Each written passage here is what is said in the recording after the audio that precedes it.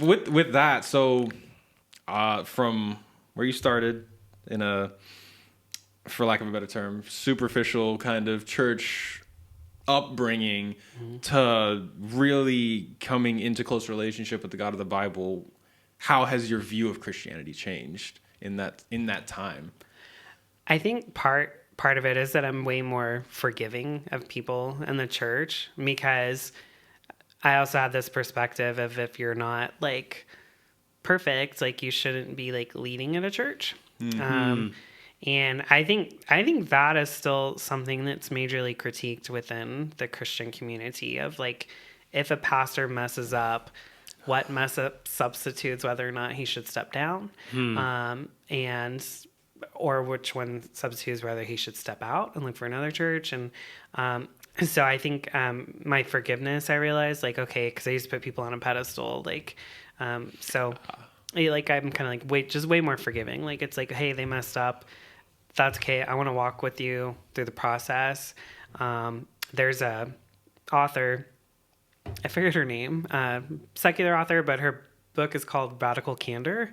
And she talks about there's empathy, and you can ruin a sympathy. So it's when you tell people like, I'm so sorry, like so much, but that's all you say. So like, they're like, oh, they keep going down the spiral. Like, oh, well, this week, like I overdosed. Oh, I'm so sorry. I'm sorry going through that.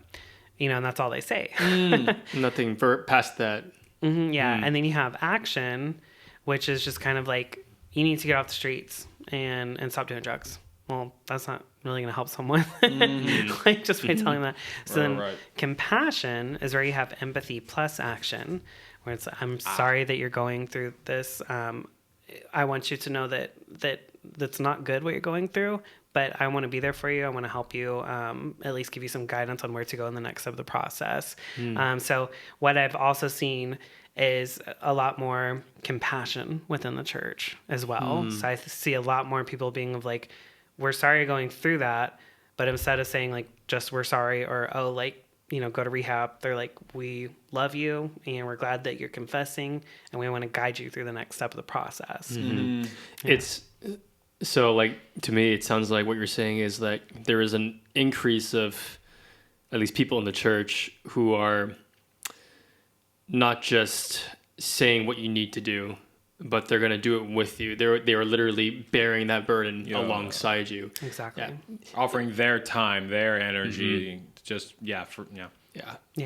Would you say that aspect of Christians that have helped you in your walk, would you say it was like that aspect of like, I'm going to do this with you, that has changed your perspective of Christianity? I think that's been a big part of it. Yeah. I think also them being open about what they're going through is the other big thing, because you can have someone that's just like always telling you like, here's how I live my perfect life. Or you can have someone that says, I have problems too. Let's help each other, and you do have to kind of like gauge like, okay, is this person in an area where of their life, are they trying to tell me that they can't help me because they're struggling through something really bad as well? And you have to look out for that, because if you're down, you want to be like Elijah in the cave, like you want like God to be there, like, and just you and God, like, he's giving you food, he's helping you put that armor of God back on.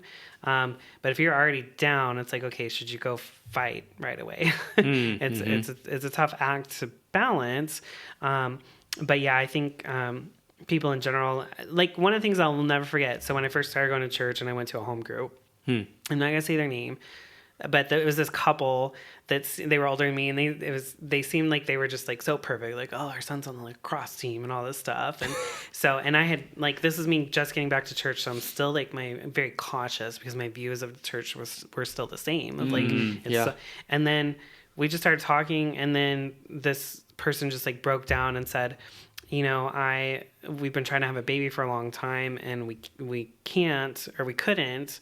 And so like I started hating God because of that. And I was like, whoa. I was like, that lady just said like she hated God. Like what? She went through her face like that. Like No way. I was like, I can't believe that just came out of her mouth. Like like where's the lightning and thunder? So yeah, I was just kind of like, okay, like I'm super intrigued by these people. And the leader of that home group, I'm still very good friends with to this day. So yeah.